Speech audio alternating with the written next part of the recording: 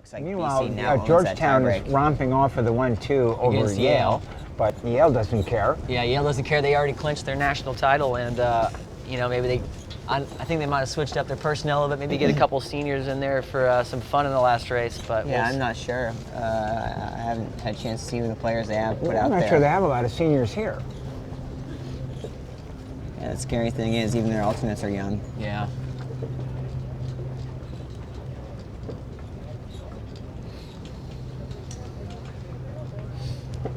So Georgetown in control, running away with a 1-2-5, maybe 1-2-4 even against the Bulldogs.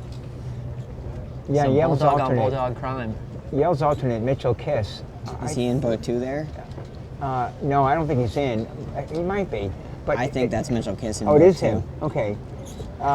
He was their number 4 last year, and I thought for sure he'd move into the team race squad. But Nick Baird came in as a freshman and just wowed everybody.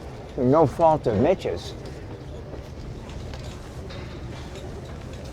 So Mitchell Kiss in boat 2 for Yale, and Yale losing this race to Georgetown. Georgetown in the 1-2. Looks like they subbed out Nick Baird, put in Mitchell Kiss.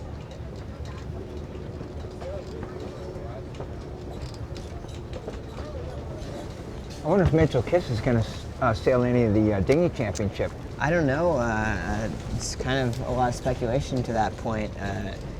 I think everybody knows that Ian Barrows and probably Meredith are going to sail A division. Well, sure. But who's B sailing division's B? up for grabs. Malcolm Lamphere sailed very well in this team race, but I'm not sure he's No, got he's the not fleet their race best fleet chops racer. to do it. He's one of their best team racers. So I think I wouldn't be surprised, honestly, if we saw Nick Baird in there. Yeah, I think it's going to be either Nick or Mitch. So at this point now, with the scores as is, I'm getting the vibe that we're not going to see a resale just based off of the not seeing too much urgency to try to get rotation going. So Yale, obviously in the win here. Georgetown with this win definitely clinches second. BC in third, St. Mary's in fourth. If St. Mary's does get a resale with Georgetown and are able to win that race, then they would bump up to third. So at this point, 1 and 2 are locked in with Yale and then Georgetown, but a fight for third with BC and St. Mary's. And so maybe St. Mary's will try to fight for that resale. Yeah, they want a spot on the podium. And of course, those ever important foul trophy points that are awarded to teams throughout the season at the championships in the fall and the spring to determine who is the best overall team. I believe the Charleston Cougars won that, had the title last year. Somehow with Yale winning all 3 of the all 3 of the dinghy national championships, but that was not enough apparently without a women's single-handed sailor in the mix. And the Cougars certainly had their a lot of strong men's single-handed. Yeah, I don't think St. Mary's sees themselves in the mix for the foul trophy.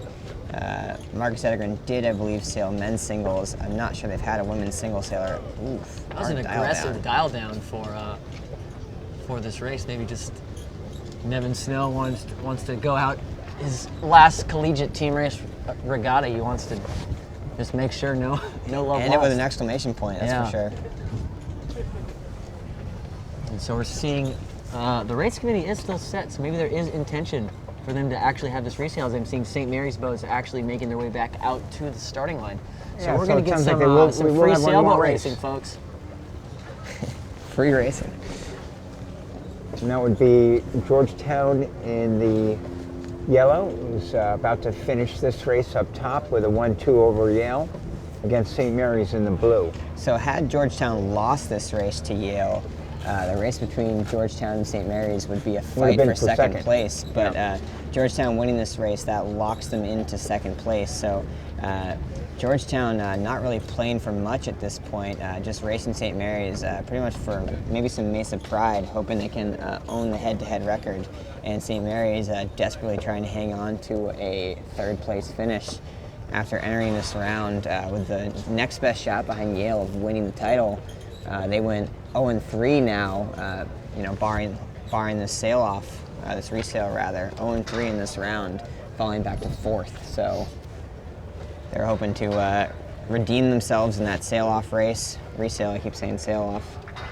And so we'll So see. Georgetown does cross the line. Georgetown with a 1-2 crosses over with a Yale. 1 with a 2, but it doesn't matter as Yale has clinched the event in their 4th consecutive team racing national title. We'll see some celebration, I'm certain, from the Redboats 1, 2, and 3, and all smiles from them. And Georgetown has clinched second. Georgetown has clinched second.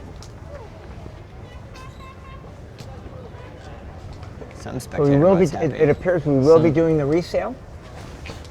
So get some one free last sailing, race. So stay tuned. There is more action coming.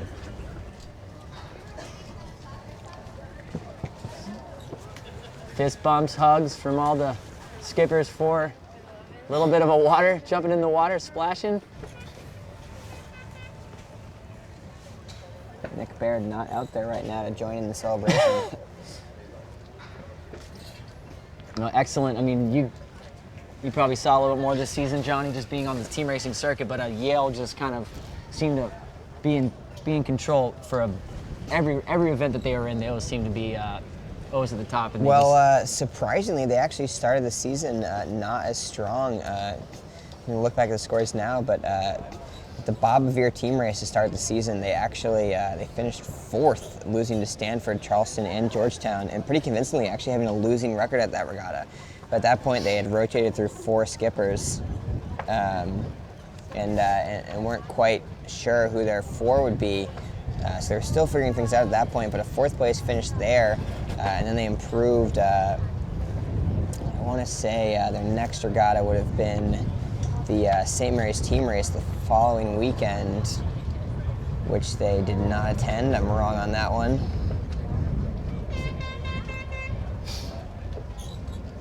So Yale's next regatta was maybe at the Southern New England team race. Nope, Graham Hall. So they finished 2nd at the Graham Hall to Georgetown. And then at that point, they were kind of off to the races, had a really strong finish at the Freeze Trophy, I believe making the Final 4 there, and winning the Marciano convincingly, and winning their team race conference championships convincingly. So didn't start the season strong, but came on strong after that, once they figured out who their 3 would be, once they solidified Nick Baird as their 3rd skipper, and winning here. Shout out to Nick Yale Ewenson. can get the party started with the ham horn, and shout out to Nick Ewenson for that one. Here? No. No. He's not here this year. Hope Nick's watching live. And Nick, if you're watching or at maybe home, John we're, Stork. The announcing crew from last year. Who else did you? There was a 4th you guys had. Carl Ziegler. Okay. Is Carl Tufts guy? He sailed. It's either Tufts or Conn College. I forget which. I think it might be Con. You might be right. But he was certainly a team racing legend himself. So Georgetown has not yet turned around to do this resale. Oh, here they go. Maybe just getting some coaching at the dock. Probably Coach Mike confirming that they've locked in 2nd, so this race is more for fun than anything.